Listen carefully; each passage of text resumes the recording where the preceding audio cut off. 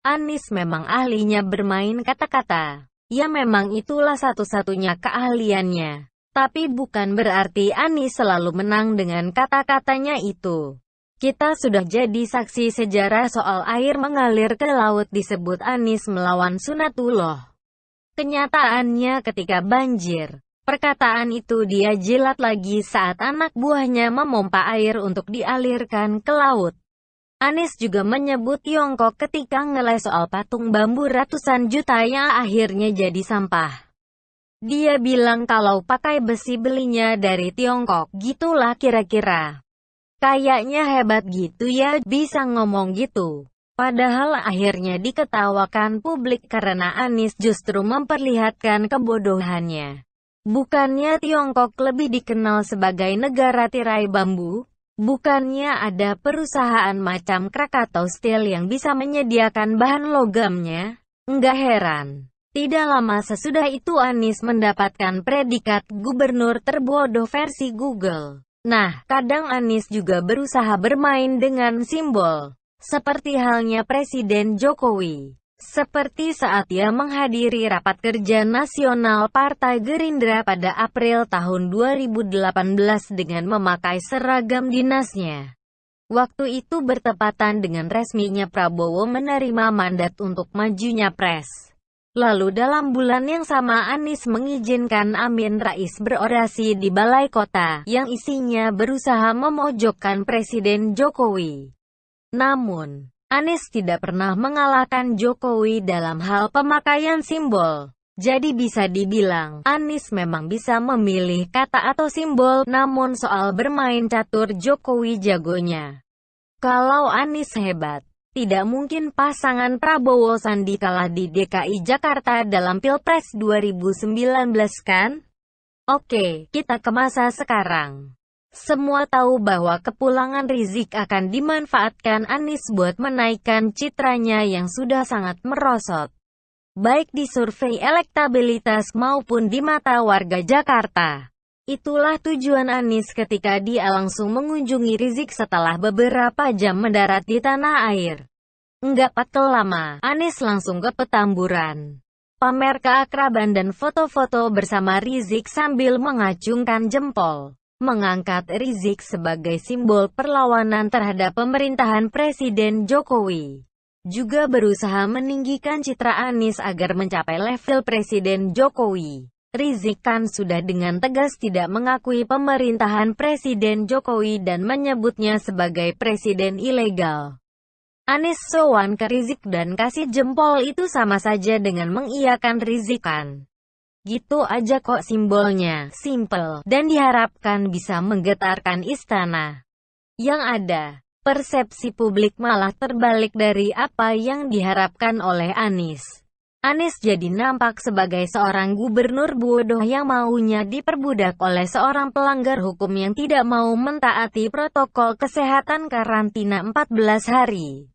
Apalagi sesudah itu, ulah Rizik makin menjadi-jadi. Bikin kerumunan massa, melanggar makin banyak aturan. Anies yang mengharapkan dapat berlian malah bak kecipratan lumpurnya saja. Ikutan dipanggil Polri untuk klarifikasi. Ikut pula menanggung malu ketika TNI mencopot baliho Rizik. Memperlihatkan betapa mandulnya Pemprov DKI di bawah Anies mengatasi Rizik. Namun, bukan Anies namanya kalau diam saja. Dia pun ikut memainkan narasi seperti yang digelontorkan oleh CS-nya. Macam Fadlizon, yang menuduh tindakan TNI Pangdam Jaya offside dan minta Pangdam Jaya dicopot. Berbahaya kalau sudah ikut-ikut politik sipil dan pendekatan kekuasaan, kata Fadli. Seakan menuduh Presiden Jokowi sudah otoriter, memakai tangan besi buat membubarkan FPI. Anies juga ikut memainkan narasi serupa, dengan mengunggah fotonya yang sedang membaca buku berjudul How Democracies Die lewat akun Twitternya. Seakan melontarkan tuduhan serupa terhadap Presiden Jokowi. Saya belum baca buku tersebut. Jadi saya kutip paparan isinya dari cnnindonesia.com. Buku tersebut adalah karya ilmuwan politik dari Universitas Harvard, Stephen Levitsky dan Daniel Ziblatt, terbit pada 2018. Oh iya, nama keluarga kedua orang itu berbau Yahudi. Kalau ada yang memperhatikan detailnya seperti saya, dan saya anti Saraya. Buku itu dibuat untuk meneliti dinamika politik dalam negeri dalam Pilpres AS 2016 dan semasa pemerintahan Presiden Donald Trump. Buku itu menggambarkan bahwa demokrasi di tangan tokoh otoriter berubah menjadi kekuatan menakutkan dan alat untuk memperkuat kekuasaan. Dipaparkan bagaimana berbagai cabang pemerintahan dalam suatu sistem dengan pemisahan kekuasaan mendapat legitimasi untuk melemahkan kelompok lain atau oposisi. Cuitan Anies itu dibuat tadi pagi hari Minggu jam 10.23. Mendapat banyak cibiran dan sindiran dari banyak netizen. Karena kenyataannya di Pilkada 2017. Bukannya Anies dan kubunya yang mematikan demokrasi lewat politik identitas pakai ayat dan mayat kan? Anies salah ketika mengira bahwa dengan simbol itu dia bisa menembak telak Presiden Jokowi dan TNI Polri. Kenapa? Karena balasan dari jajaran Presiden Jokowi malah lebih telak.